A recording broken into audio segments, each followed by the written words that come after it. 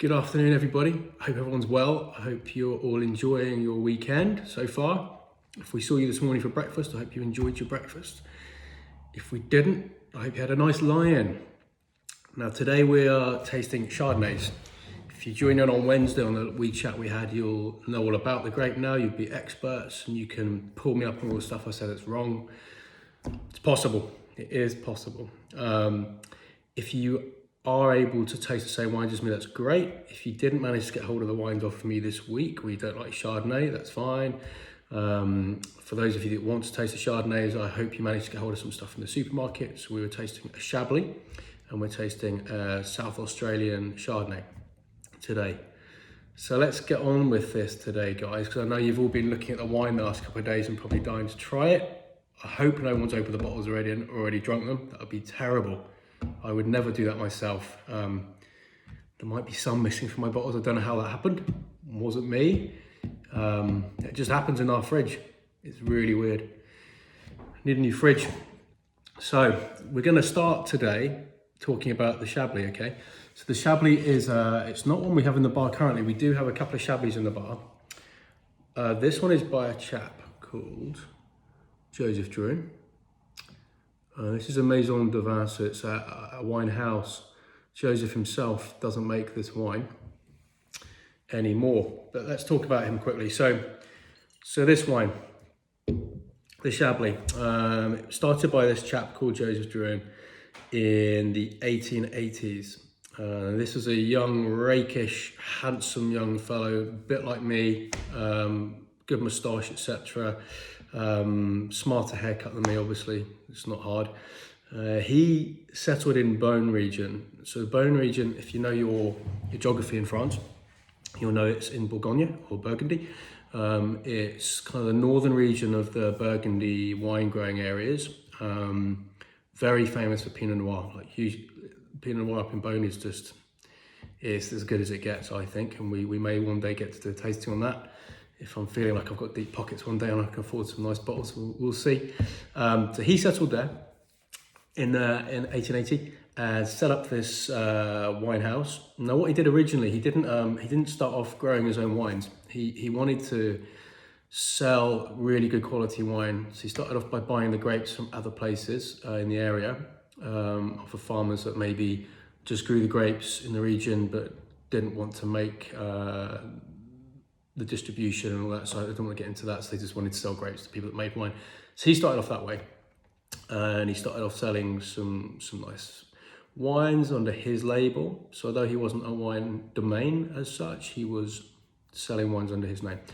This went pretty well, and business good. His son came along. What was his son's name? I think his son was called Maurice. I've got a feeling it's Maurice Drouin. He came along, and when he took over the reins from his father, Joseph, he had this vision of expanding the empire a little bit. And what he wanted to do was make it a real domain. And a domain basically means you're growing your own wines, you're growing your own grapes, you're making your own wines. So you're not just buying grapes from other people, you actually grow grapes as well. And he wanted to get more into that side of it so they could really represent the house properly. So he bought lots of land in the Bourgogne region, expanded the family's land, and it was, I think, his son Robert, so Joseph Drouin's grandson. I have to think about that for a second. He ended up by continuing his father's tradition and bought more land. And he had bought land in the north of Burgundy, right far north as you can go actually in the region, in Chablis. Chablis is obviously a strictly white wine producing region of Burgundy, and Robert Drouin managed to get some good land up there. Now, in the 50s and 60s, the Chablis region in France was largely deserted. A lot of the vineyards had fallen into rack and ruin. There wasn't much going on there due to an outbreak of basically rot that had ruined a lot of the vines previously. So a lot of the families that had maybe originally grown wine there had given up, moved out, whatever. So they managed to pick up some great land actually and turn it around and bring it back to what it could really be, and basically got themselves a bargain with some great land in what is now one of the prime Chardonnay grape regions in the whole world. It doesn't get much better, really. Some of the finest white wines you will taste are probably grown in Chablis in the Premier Cru regions, or the Grand Cru regions. So these guys ended up buying a lot of land there, and kept on expanding. And to this day, they're kind of the HQ, if you like, is in Chablis region, I think. What they did was pretty cool, actually. After doing all this acquiring of land and gradually expanding their domain, they were the first family to introduce biodynamic and organic practices in Bourgogne, I think. And it wasn't because they were asked to, or they had to get certification. Not like, it wasn't cool, it wasn't trendy at the time. They just thought that was important, and it wasn't called, maybe it wasn't called biodynamic then, and it wasn't called sustainable practices back then, but what they did was organic and was biodynamic, and it is to this day, and they are certified these days, but they started that trend pretty much in Bourgogne. And they also did pretty like a family that were really concerned with equality and sustainability. So they also founded a lab in the region of enology, and they employed the region's first female enologist. So yeah, they're really into their equality as well as sustainability. So pretty forward-looking family. And for those of you who don't know the word enology, you'll have heard it probably quite a few times. It is the study of wine. So it's not the farming side of it, which would be viticulture. It's enology is the study of winemaking and wine itself. So it's the cool part, I think. You know, like, don't get me wrong, like, it'd be amazing to be a viticulturist, but the wine bit's the best bit, right? You know, it's always interesting and all that, don't get me wrong. Farming's nice, but you know, I'd rather be growing the grapes, understanding how to grow the grapes, and then making the wine, making this good stuff. So pretty cool family, pretty forward thinking. So onto this wine. Now Chablis is a cooler climate. It's very far north in France, just underneath Champagne, so really far north. You know, it's in line with southern England and gets similar weather. So it's a cooler climate. The terroir, so the land, or the landscape part of it and the geography part of the terroir is based on the old seabed, really. So the soils are made up of millions and millions and millions of tiny fossils, of sea life fossils. And these are mixed with a kind of white, kind of mortar-like substance, which they think was probably the old seabed itself. So you're gonna get this expression of that in the wines, and that's very much a critical part of the terroir, along with the cooler climate. These are two key elements of what makes Chablis taste the way it does. And with French winemaking and in Chablis, no different to a lot of the other areas, what they're really going for is expressing the terroir. They want you to taste where that wine was grown, not they don't want to make it taste fake or make it taste a certain way because that's the style they're going to go for. They're going for the terroir, and that is their style. They're driven by that, right? So they're very much a kind of a purist in that way. The Joseph Drouhin family are very, very concerned about that. They have, when the wines are in the barrels and they're fermenting, they're constantly technically analysing the wines to make sure they're not deviating away from the purity that they're after. So it's a pretty technical game these guys follow.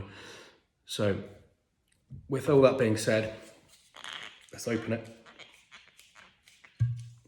Here's one I opened earlier. Now, I hope these glasses are cleaner than last week. I had to have a word with the person that cleaned them. He was really sorry. He apologised. I sacked him, but he's back this week, strangely. Couldn't keep him away. But he seems to have done a little bit of a better job. So, this wine is best served at about 12 degrees, guys. So, if you've just got yours out of the fridge and it's like 5 degrees or something, you might like that style, but the growers say it should be about 12 degrees. It lets the wine open up a bit. So you've got all evening. Maybe leave the bottle out for a bit, you know, have your first glass or whatever, but then once that bottle warms up a little bit, you'll start to change taste the changes in the flavors, what you can pick up, the notes that are in it. And it's a good little game to play. Just have your first glass when you get out of the fridge, or a little glass like this. Give it 15 minutes and try again. It's going to be different. You know, I love that. So let's have a look at this little one. So you're going to see the color first off the bat, right? Now, if you remember last week and the week before, the two whites we tried, we had a Sauvignon and we've had a Chenin. Both very clear, very, very light colours. This straight away, I hope you can see it, is golden. It's a lot darker than the other wines we've tried so far. You know, it's actually got some tinges of green as well, and that's not me getting the bushes in the background in the garden in the wine. It is actually got some green tinges to it. It's lovely, real attractive colour, quite a kind of beguiling colour actually to look at. Now I'm gonna get my nose in this, guys. Give it a good spin around. Yeah, no, that's gorgeous. Now, I like Chablis and I've drunk it a few times. If you've not, then when you smell this, I hope the first thing you're gonna get on this one is citrus. But it's not really lemon so much, maybe lemon rind, but I'm really get a lot of grapefruit from this one. Yeah, really fresh, pungent, like hit of grapefruit. And a little bit of a herb going on, a bit of a herbal background. Some green herbs, I'm thinking, I don't know, maybe a little bit of coriander or something like that in there. Yeah, it's a green smelling wine, but then it's got this good kick of grapefruit in the back. So I'm gonna have a little taste.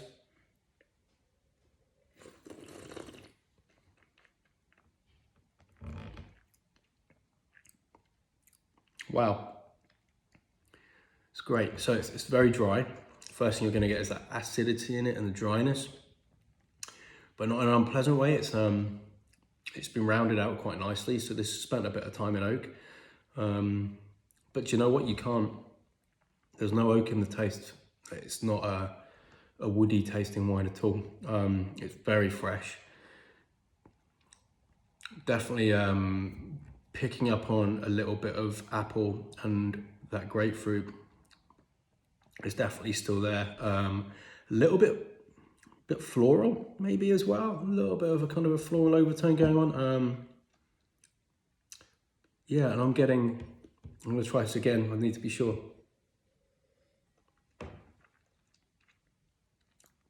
Yeah, I'm getting some minerality in there as well. And the minerality is an expression you use when you're talking about wine where you kind of almost feel like you want to describe it like it's a stony taste or something going on in there. Like you've, in a nice way, like you've got a pebble and you lick it or something and you've got that kind of stony taste. It's a bit like that. It's something like that I'm getting from that. And you know what? That's probably the terroir. And that is what we want to taste. That is that fossilized seabed you're tasting in there. And I think that's pretty cool actually. But that minerality, that's where it's going to be coming from. So I like that. I would say with this one, you could have this with a nice salad. The chicken would work really well. Obviously I don't eat the chicken, but I'd have this with a good salad. It's quite a delicate taste as well, so I think it would work with light foods for me, or a light pasta dish for sure. And if you do want to get a bottle of this, or a bottle of any Chablis for that matter, you can keep these.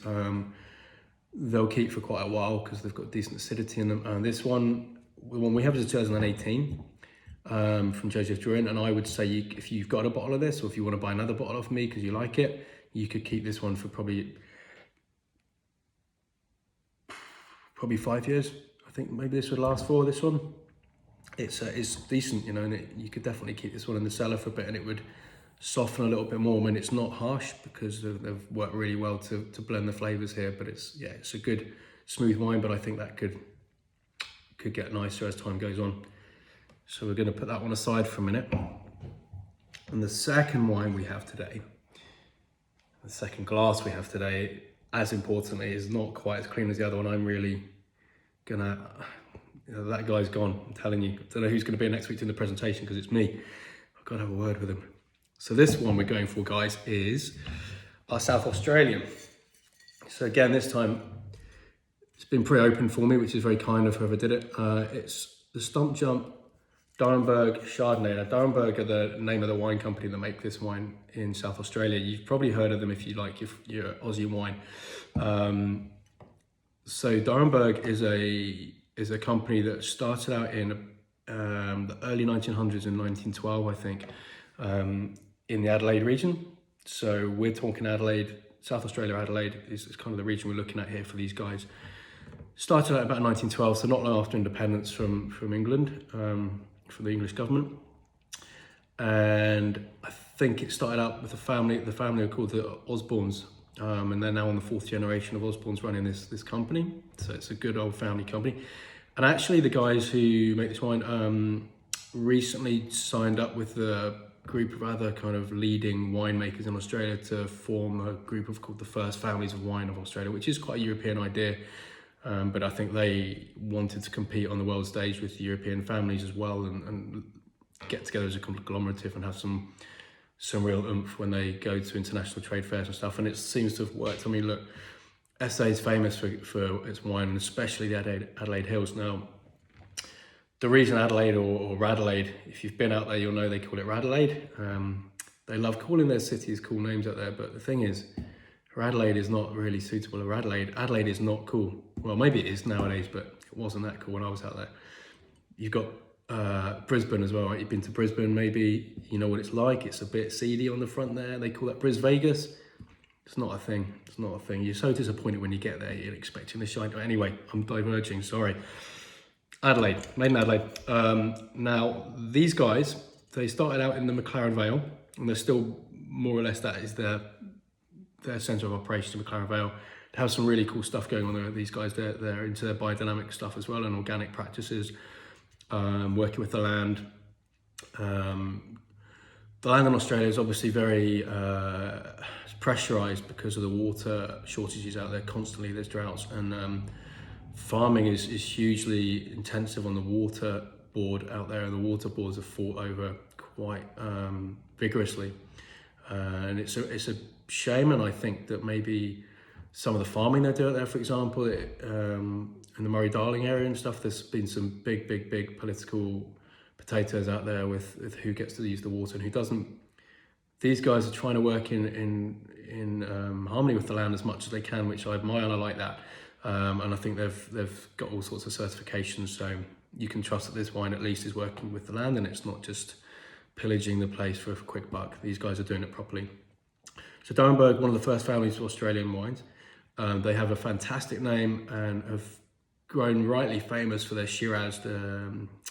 They've got one called the Dead Arm Shiraz. You might have had it. It's pretty famous, and it's kind of a milestone or a benchmark for good Aussie SA red wine. The Shiraz is amazing. It's made from grapes that are infected with fungus, and it just has this distinctive style. It is quite something. If we get it in the bar, I'll let you guys know, and I recommend we all try it. This one is not from McLaren Vale, so they also source some grapes from the Adelaide Hills. Now, the Adelaide Hills are east of Adelaide, east of Adelaide, and they experience a slightly cooler climate than the rest of SA, which makes them great for wine growing of grapes that suit cooler climates. Chardonnay can work in a warmer climate or a cooler climate. It retains its elegance and some sophistication in cooler climates, and can get quite big and quite heavy and fruity in warmer climates, and develops different flavour characteristics. But what these guys do, they get their grapes from the Adelaide Hills region. So whilst it's still warm, I'm not saying it's not warm there, it is warm. They have cooler nights because the altitude. So they get these cooler nights, and that tempers those daytime temperatures, which gives the wine a chance of being quite elegant, quite sophisticated if it's made in the right way, which these guys have a reputation for doing. So we're going to expect a wine that's not overly big in its attack. You know, it's not going to be a big heavy Aussie wine.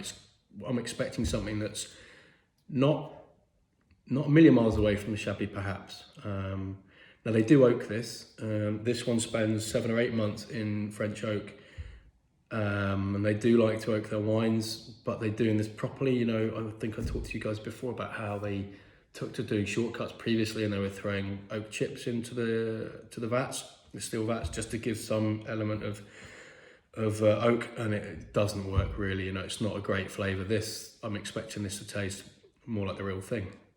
Now the way the French use the oak in the Chablis is to round the wine off, not necessarily to impart any flavour of oak, and I think you'll probably agree it doesn't really taste oaky, that Chablis, at all. So let's give this one a go and see what we think. Now, again, this wine will change as you warm it up a little bit. But straight out of the fridge is how the Aussies like to drink it, I'm sure. It's how they like to drink everything. As you probably know, right? Let's have a look at this one. So this one is it's 13.5%. This one actually, I think. Just going to check that. I think the ABV is 13.5%. Yes, it's quite high alcohol, which is going to mean I'm expecting this to have quite a lot of body. The more alcohol a wine has, the more body it's going to have in your mouth. So the bigger it's going to feel in your mouth. Just looking at this, so yeah, so the Chablis is 12.5%. So I'm expecting this to taste a bit bigger. So let's have a wee look at the wine first off the bat. If you've got a white surface with you there, like a white table, or you've got like a nice white wall or something like that, it's great to hold the glass up to that and have a look at it. It really gives the colour a good standout then. Now this one, again, is golden. It's, I don't know if you guys can see, but again, it's pretty nice, rich golden colour there. I personally don't think it's got the green hue to it so much. This one's more of a kind of like a deep lemon golden colour. Quite a full body looking at wine to me. I'm gonna get my nose in there now. Yeah, that's straight away a big difference actually in the smell. What I would expect from a wine that's grown in a sunnier region, a warmer region, for this kind of grape is it's going to take on some tropical notes, potentially. Depends how they grow it, but it's probably going to take on some tropical notes.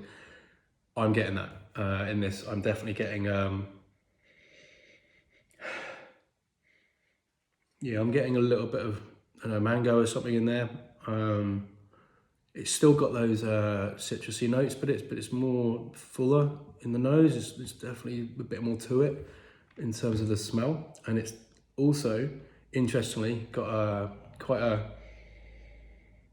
a hint of oak in there. I'm definitely getting a hint of wood in that one. Which, interesting. You know, we talked before about, in the chat on Wednesday, about how woody, oaky Chardonnays put a lot of people off. Now I'm going to be intrigued to see how this actually tastes, given the smell. It's not an unpleasant woody smell, it's just got a bit of a woody smell going on. I'm going to give it a taste.